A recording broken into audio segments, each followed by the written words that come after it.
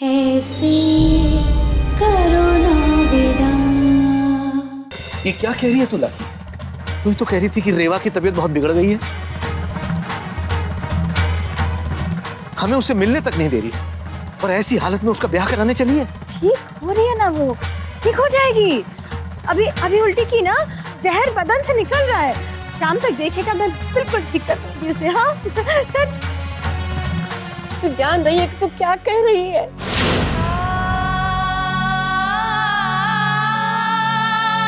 भैया पता ना होता तो कहती क्या।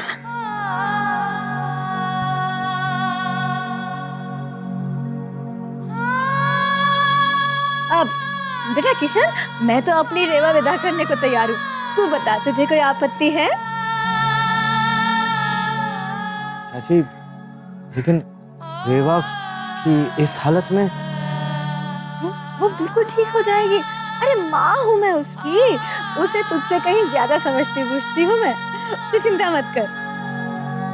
ठीक है, जैसा आप लोग सही समझे। लाकी, ये जिद ठीक नहीं है। अरे मौड़ी को भी तो अपने ब्याह का आनंद उठाने दे, उसके भी तो कुछ सपने हैं।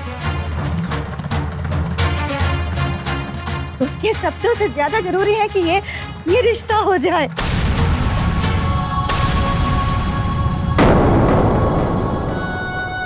तो जाके पंडित जी को बता दे, जा। अच्छा चाची, ठीक है, जैसा तुम चाहो।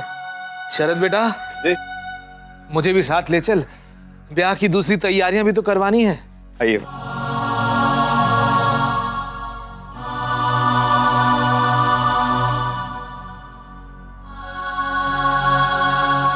क्यों ऐसा कर रही है लाकी? पता इतना उतारापन क्यों है?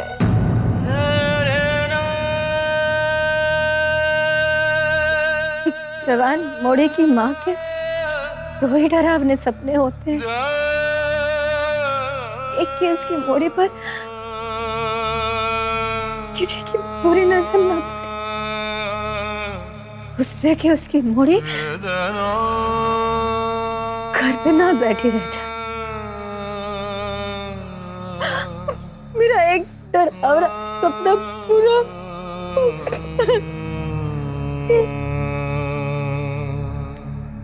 दूसरा नहीं होने नहीं दूंगी मैं। पर ऐसी हालत में मोड़ी का ब्याह करेगी, किशन को पता चल गया, क्या होगा? किशन को तो पता चल ही जाएगा, लेकिन वो मेरी मोड़े को बहुत चाहता है। वो सब ठीक करेगा, मेरी मोड़े को संभाल लेगा। वो बहुत चाहता है।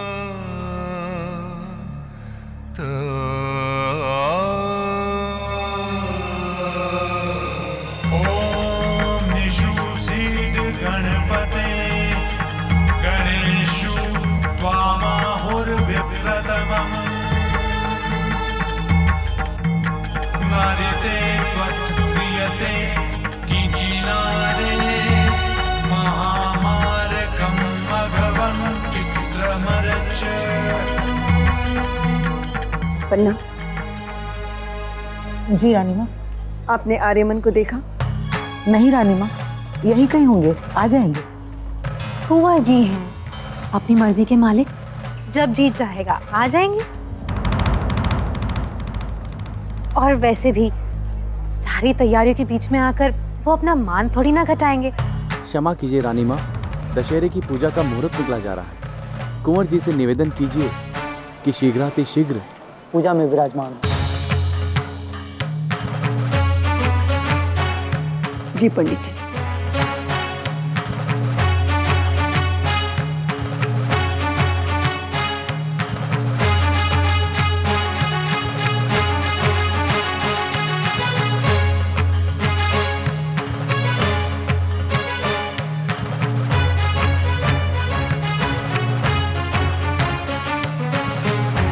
यश, ईश्वर की पूजा किसी का इंतजार नहीं कर सकती।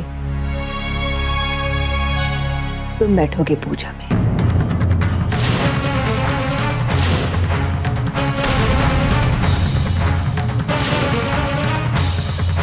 रानी माँ, थोड़ी देर और इंतजार कर लें तो बेहतर होगा। हो सकता है छोटे कुंवर रास्ते में ही कहीं हो, पहुंचने ही वाले होंगे यहाँ। जितनी चिंता हमें है उसके यहाँ आने की, उतनी ही चिंता उसे भी होनी चाहिए थी। और प्रतीक्षा नहीं की जा सकती। यश, तुम बैठ रहे हो पूजा में।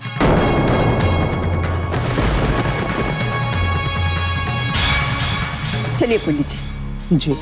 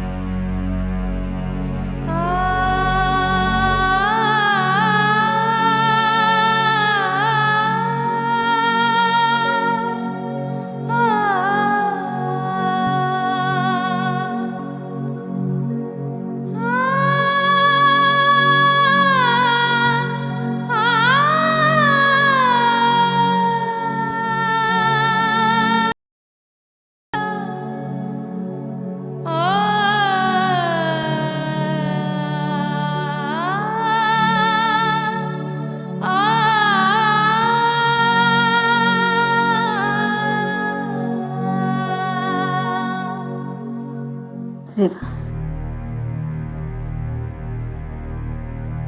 मोड़ी, तुझसे कुछ बात करने आई हूँ। कुछ बोल तो। वैसे तो बात कर करके मेरा सर खा जाया करती थी, अब मैं बात करने को कहती हूँ तो चुप भी साथ रखी तूने। तू ना छोटी वाली थी, मेरी वाली रेवा, आंगन में दौड़ती कूदती रेवा। वापस ना दे, एक बार पिला दे उसे रेवा, एक बार।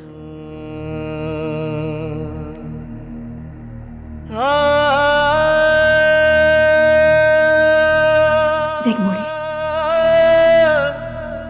तू ऐसे ही जिंदगी भर तो बैठने से नहीं। पंडित जी ने खास दिन बताया है आज का, आज तेरा ब्याह है।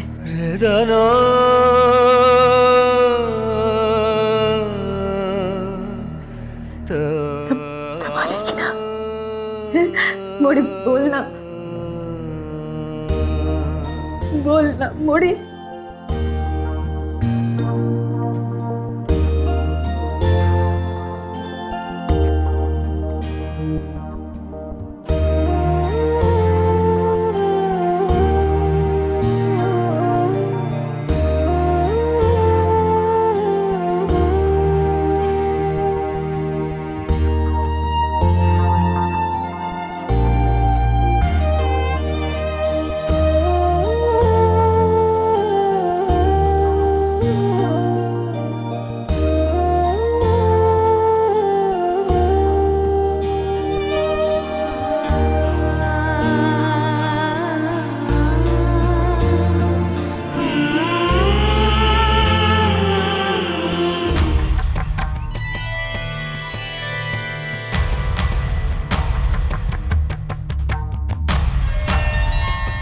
रानी माँ प्रणाम।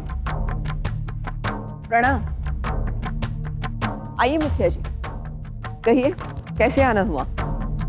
रानी माँ, हम कुंवर आर्य को आमंत्रित करने आए हैं। हर साल की तरह इस साल भी अगर रावण दहन की रस्म उनके हाथों होगी तो हम सभी को बहुत खुशी होगी। हमारा सौभाग्य है कि आप हमें और कुंवर को इतना मान देते हैं। इस वक्त कुंवर घर पर नहीं है,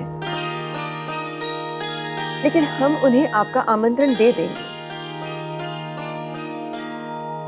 शाम को कुंवर आपके कार्यक्रम में जरूर पहुंचेंगे। शुक्रिया रानी माँ, प्रणाम, चलते हैं।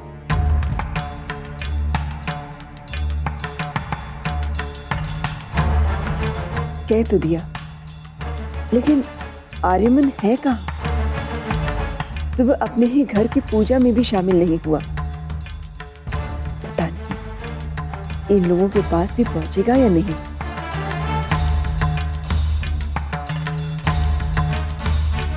रानी माँ जूस लाई हूँ। आर्यमन आपसे कुछ कहकर गए? कहा तो कुछ नहीं, लेकिन शायद नाराज होकर कहीं चले गए हैं और उनकी इस नाराजगी की वजह का हल्का सा आभास है हमें। क्या वजह? कुंवर यशवर्धन। आज सुबह ही उन्होंने छोटे कुंवर के साथ बिना बात बहस और झगड़ा किया। हमें लगता है कि यश मन ही मन छोटे कुंवर को नापसंद करते हैं। इस राजमहल का अगला उत्तराधिकारी कौन होगा ये जानते हैं वो, और शायद इसी जलन में वो। पन्ना, हम अच्छी तरह जानते हैं कि यश के दिल में आर्यमन के लिए क्या है। वो उससे झगड़ता नहीं है, उसकी हरकतों पर उसे टोकता है,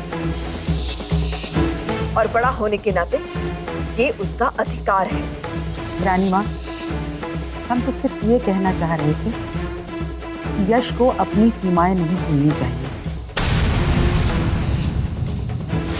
पन्ना, पन्ना, पन्ना।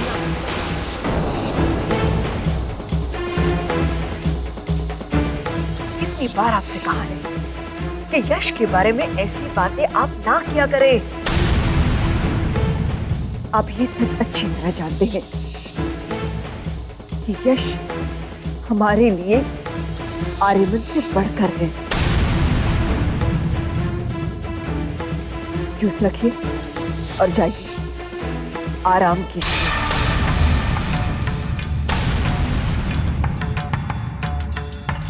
जी।